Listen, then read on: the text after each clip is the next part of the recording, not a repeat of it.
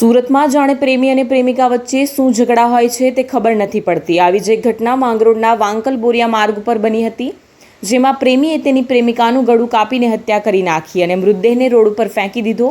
પ્રેમિકા વાહન લઈને જઈ રહી હતી, તે દરમિયાન પ્રેમીએ તેને રોકીને ઘટનાને અંજામ આપ્યો છે।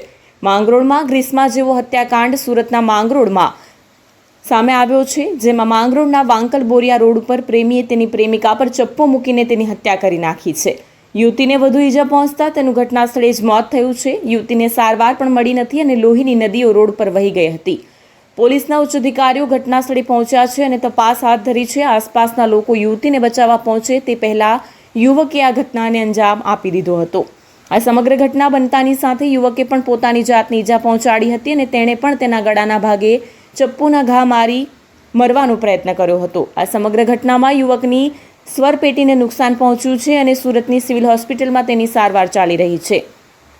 યુવકની હાલમાં કોઈ પૂછપરછ થાય તેવી હાલત નથી તેવું પોલીસનું કહેવું છે।